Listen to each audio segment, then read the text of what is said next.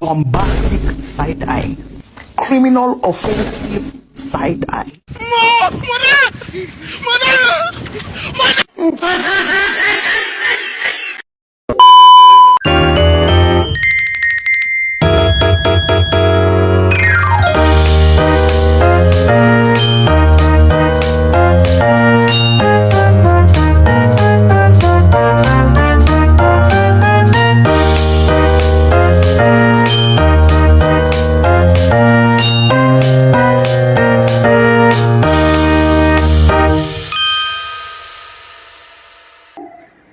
Assalamualaikum warahmatullahi wabarakatuh. Halo teman-teman semua. Jadi pada kesempatan kali ini kami dari kelompok 3 auditing 1 akan mempresentasikan materi pertemuan 15 mengenai pemeriksaan surat berharga dan investasi.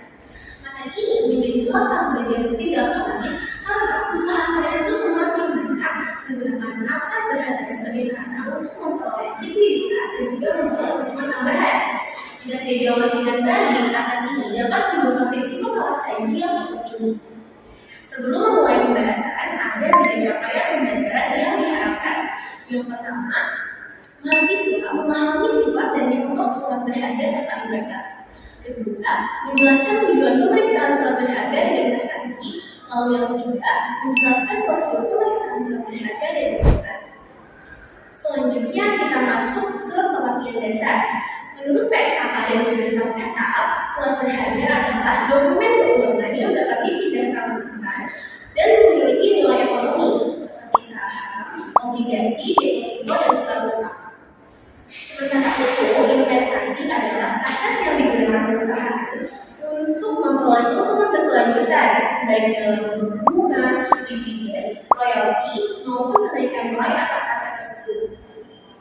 Investasi dapat diklasifikasikan menjadi jangka panjang dan jangka pendek, tergantung dari tujuan pembelian dan juga jangka waktu penahanannya.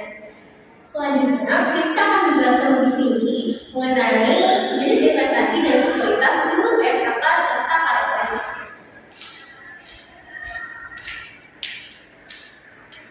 Terima kasih Hanifah. Saya akan melanjutkan pembahasan mengenai jenis-jenis investasi, dasar pengukurannya, dan klasifikasi surat berharga. Secara umum, investasi dibedakan menjadi 2 kategori, yaitu investasi lancar dan investasi jangka panjang. Investasi lancar yaitu investasi yang dapat segera dikonversi menjadi kas dan dimiliki selama kurang dari 1 tahun. Biasanya digunakan untuk tujuan likuiditas dan pengelolaan dana jangka pendek. Sedangkan investasi jangka panjang yaitu investasi yang dimiliki untuk periode lebih dari 1 tahun dan biasanya terkait strategi bisnis jangka panjang perusahaan. Dalam penilaian investasi dikenal istilah nilai wajar, yaitu jumlah yang digunakan sebagai dasar pertukaran aset dalam transaksi wajar. Untuk instrumen yang memiliki pasar aktif, penentuan nilai wajar dapat menggunakan harga pasar. Namun, jika tidak ada pasar aktif, perusahaan menggunakan metode alternatif seperti penilaian fundamental. Menurut SAK Etap, surat berharga yang dapat dipidagangkan antara lain ada surat utang, saham dan barang, obligasi, unit reksadana, kontrak derivatif, surat berharga komersial. Saat diperoleh, surat berharga diklasifikasikan menjadi 3, yaitu ada term maturity, yaitu dimiliki hingga dari tempo. Yang kedua yaitu ada trading, yang dibeli untuk tujuan diperjualbelikan dalam waktu dekat. Yang ketiga ada available for sale, yaitu tidak termasuk 2 kategori sebelumnya. Contoh sederhana yaitu PT Maju Bersama memiliki dana menganggur sebanyak 500 juta, lalu menempatkannya ke deposito 6 bulan dengan bunga 5% per tahun. Ini merupakan investasi jangka pendek yang bertujuan untuk mendapatkan penghasilan tetap. Selanjutnya, Nadine akan menjelaskan tujuan mengapa surat berharga dan investasi perlu diperiksa oleh auditor. Terima kasih Friska. Pemeriksaan surat berharga dan investasi dilakukan karena jenis aset ini tidak hanya bernilai material, tetapi juga rentan terhadap kesalahan pencatatan dan manipulasi. Oleh sebab itu, auditor memiliki tujuan utama. Yang pertama, menilai efektivitas pengendalian internal atas investasi. Apakah perusahaan sudah menggunakan sistem yang baik dalam melakukan otorisasi, penyimpanan dokumen, serta pencatatan transaksi. Yang kedua, memastikan eksistensi surat berharga. Apakah benar-benar dimiliki perusahaan pada tanggal neraca dan bukan angka fiktif. Yang ketiga, memastikan keakuratan pendapatan, termasuk bunga dan dividen. Apakah seluruhnya telah dicatat dan diterima oleh perusahaan. Yang keempat, menilai kewajaran penilaian investasi. Apakah nilai yang disajikan mencerminkan kondisi pasar yang sebenarnya. Yang kelima, memastikan kelengkapan pengungkapan. Apakah seluruh informasi penting terkait investasi telah dicantumkan dalam laporan keuangan sesuai PSAK atau PSAKR. Tujuan pemeriksaan ini tidak hanya untuk memberikan keyakinan kepada pengguna laporan keuangan, tetapi juga untuk membantu perusahaan mengelola investasinya dengan lebih efektif dan transparan. Untuk mengetahui cara auditor melakukan pengecekan tersebut, selanjutnya akan dijelaskan oleh Wawa mengenai prosedur pemeriksaan. Terima kasih Nadine. Berikutnya adalah prosedur pemeriksaan surat berharga dan investasi yang dilakukan oleh auditor. Yang pertama, ada pemeriksaan dokumen fisik.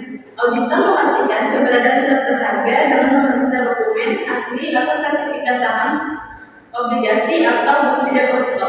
Langkah ini penting karena menjadi bukti nyata kepemilikan. Yang kedua, ada konfirmasi pada pihak ketiga. Auditor mengirimkan konfirmasi kepada bank, perusahaan sekuritas, atau manajer investasi. Konfirmasi ini membantu memastikan bahwa saldo investasi yang dicatat perusahaan sesuai dengan pencatatan pihak ketiga. Yang ketiga, ada pemeriksaan pendapatan investasi. Auditor menghitung ulang pendapatan seperti bunga dan dividen. Nah, auditor juga memastikan pendapatan tersebut telah diterima dan dicatat pada periode yang benar. Keempat, penilaian dan klasifikasi. Auditor mengevaluasi apakah nilai investasi sudah sesuai dengan nilai wajar dan apakah diklasifikasikan dengan benar sebagai jangka pendek atau jangka panjang.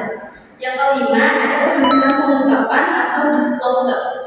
Auditor memastikan bahwa laporan keuangan mengungkapkan informasi penting seperti nilai pajak, jatuh tempo, keuntungan, atau kerugian, serta kategori investasi. Selain itu, auditor juga menggunakan dua jenis pengujian utama. Yang pertama ada compliance test untuk menilai kepatuhan prosedur internal perusahaan. Yang kedua ada substantive test untuk memastikan kelengkapan keakuratan saldo serta kebenaran pendapatan investasi.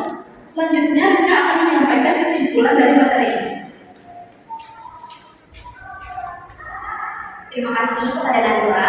Sebagai penutup, dapat kita simpulkan bahwa surat berharga dan investasi merupakan aset penting yang memerlukan perhatian khusus dalam proses audit. Aset ini bukan hanya berpengaruh terhadap kondisi keuangan perusahaan, tetapi juga dapat menimbulkan resiko jika tidak dikelola dengan baik.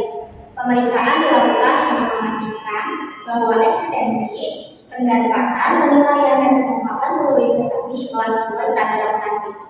Auditor juga memerlukan dan melakukan prosedur yang meliputi pemeriksaan dokumen, konfirmasi pihak ketiga, pemeriksaan nilai wajar, serta evaluasi atas sistem pengendalian internal. Dengan audit yang tepat, maka laporan keuangan perusahaan menjadi lebih andal, transparan, dan dapat dipercaya oleh seluruh pengguna laporan keuangan. Terima kasih. Demikian presentasi dari kelompok kami. Kurang lebihnya mohon maaf. Wassalamualaikum warahmatullahi wabarakatuh.